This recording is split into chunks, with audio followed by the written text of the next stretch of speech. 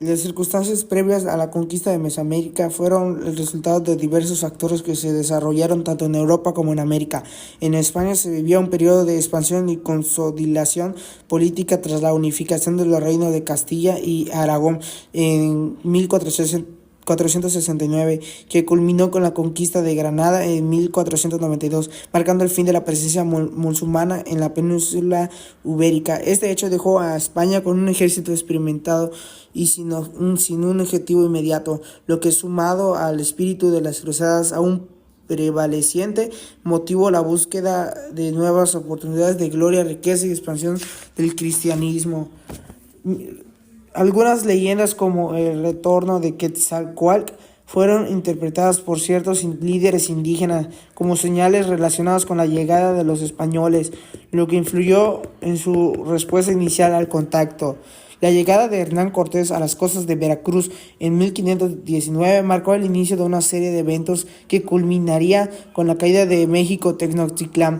Tras fundar la villa de Rica de la Veracruz, Cortés demostró una notable habilidad, pero la diplomada y la manipulación política, aprovechando las tensiones existentes entre los diversos pueblos indígenas y el dominio azteca para forjar alianzas estratégicas. En su avance hacia Tenochtitlán, los españoles pasaron por Cholula, donde ocurrió una masacre que aumentó el temor hacia los recién llegados entre los pueblos indígenas. A pesar de esto, cuando la expedición llegó a Tenochtitlán el 8 de noviembre de 1519, Moctezuma II recibió a Cortés con hospitalidad, posiblemente influenciado por presagios y la creencia de que los españoles podrían estar relacionados con el retorno de Quetzalcóatl. Cortés, que encontró una ciudad en estado de sitio, y los españoles fueron expulsados en el episodio conocido como la Noche Triste, el 30 de junio de 1520. Tras reagruparse de Tlaxcala, Cortés reorganizó sus fuerzas y planeó el asedio de Tenochtitlán, mientras una epidemia de viruela diezmaba a la población indígena, debilitando significativamente la resistencia azteca. La conquista se extendería por toda Mesoamérica en las décadas siguientes. Cortés y otros conquistadores organizaron expediciones para someter a los pueblos vecinos. Pedro de Alvarado se dirigió hacia el sur en 1524, iniciando la conquista de Guatemala y enfrentándose a una fuerte resistencia de los quiches y caciques, antes de fundar Santiago de los Caballeros en 1527. Mientras tanto, Cristóbal de Olid fue enviado a Honduras en 1523, lo que eventualmente llevó a la expansión de Iberas liderada por Cortés en 1524. La conquista del área maya presentó desafíos particulares y se extendió por un periodo muy prolongado, mientras las tierras altas de Guatemala y Chiapas fueron sometidas relativamente rápido en 1554 a 1530. La conquista de la península de Yucatán siguió un curso diferente, iniciada en 1527 por Francisco de Montejo. Esta campaña enfrentó varios reveses y no se consideró completada hasta 1546.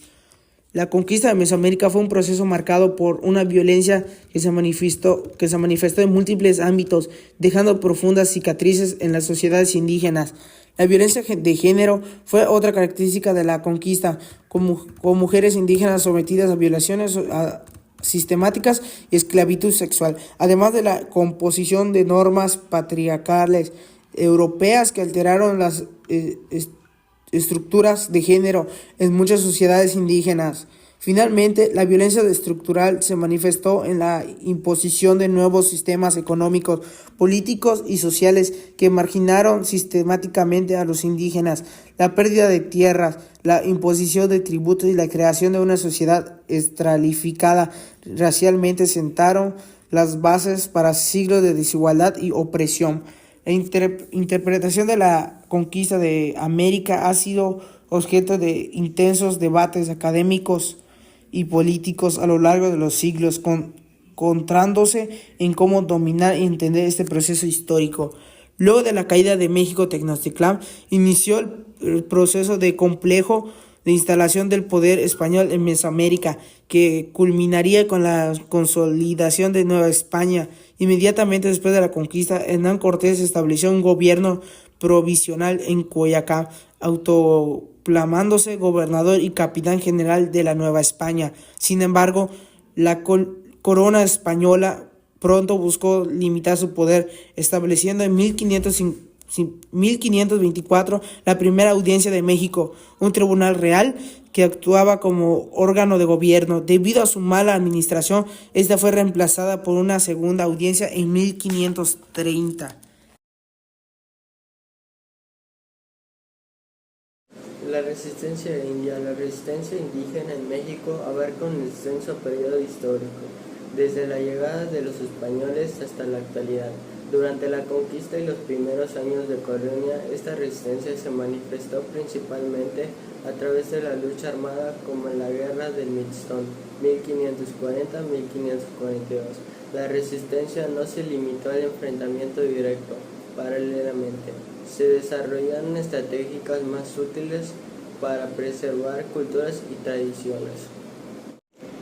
La resistencia continuó tras la independencia de México. Un ejemplo de ello fue la Guerra Castas en el siglo XIX en Yucatán, de 1847 a 1901. Posteriormente, en el siglo XX, la resistencia adoptó nuevas formas, incluyendo movimientos políticos y sociales organizados. El levantamiento zapatista en Chiapas en 1994, explicado por Díaz Polanco, 1997, buscaba no solo mejoras económicas, sino también la recuperación de los derechos y la autonomía indígena. Las casas en la Nueva España. Las casas en la Nueva España estructuró bajo una compleja jerarquía étnico-racial que clasificaba a las personas según su origen y mezcla. En la cúspide de esta pirámide se encontraban los españoles peninsulares, seguidos por los criollos. Debajo estaban los indígenas nobles, los mestizos, los indígenas comunes y en la base los africanos y sus descendientes. Los mestizos y los mulatos ocupaban posiciones intermedias frecuentemente como artesanos o comerciantes. Velázquez argumenta que esta estructura fue un mecanismo de control social que permitía a las élites mantener su posición de privilegio.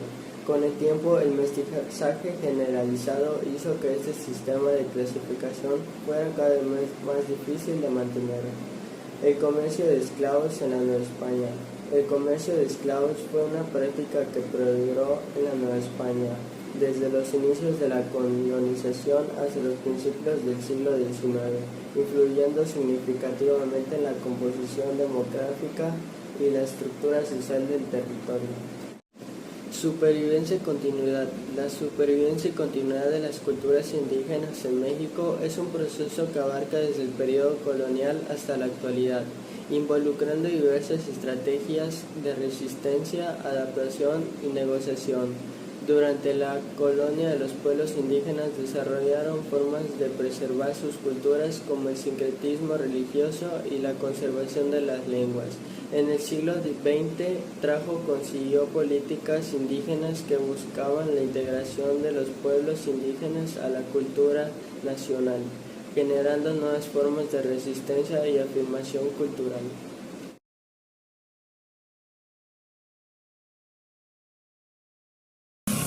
El orden colonial se caracterizó por una estructura social, corporativa, estamental y jerárquica, la cual reflejaba la división racial y el trato desigual entre los diferentes grupos.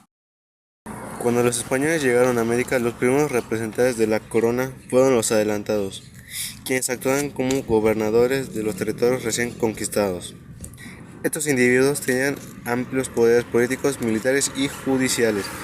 Concentraron gran autoridad en sus manos. Los adelantados eran nombrados directamente por el rey y se encargaban de liderar las expediciones de conquista, gobernar las nuevas tierras y establecer primeras colonias.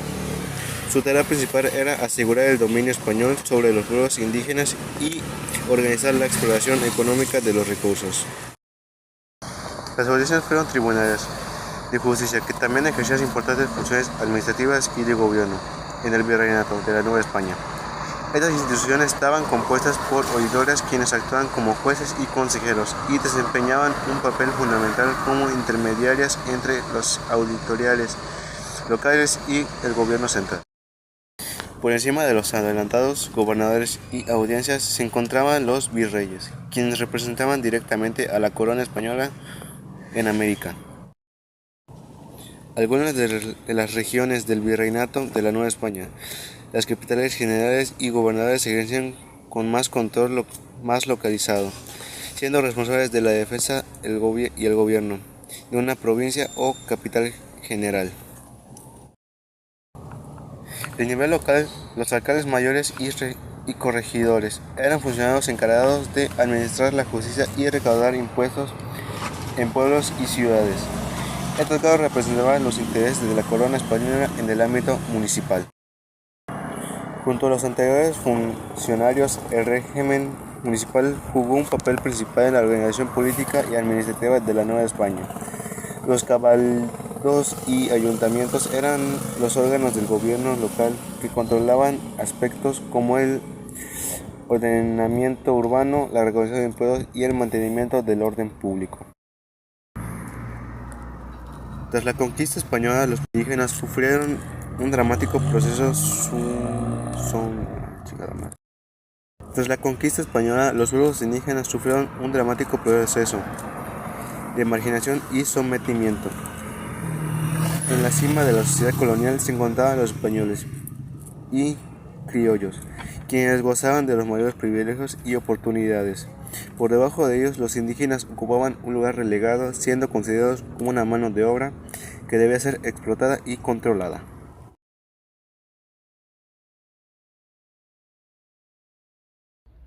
La religión desempeñó un papel central en la consolidación del dominio español sobre los pueblos indígenas recién conquistados. La corona española y la Iglesia católica trabajaron de manera conjunta para evangelizar a las poblaciones nativas. La Iglesia católica contaba con el respaldo y autoridad otorgados por la corona española, que le permitió ejercer una fuerte influencia en diversos ámbitos de la vida social. Durante la organización de la Iglesia católica se dividía entre el clero regular y el clero secular. El clero regular estaba conformado por miembros de las órdenes religiosas, que principalmente los franciscanos, dominicanos y agustinos, que llegaron a América a evangelizar a los pueblos indígenas. El clero secular estaba conformado por sacerdotes, quienes dependían directamente de la autoridad del obispo. Los hombres y mujeres tenían un papel en el ámbito religioso.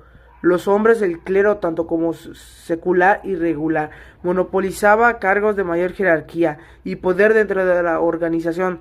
Algunas mujeres tenían el papel de ser monjas. Se dedicaron a la oración, la enseñanza y la atención de los enfermos y el cuidado de los templos.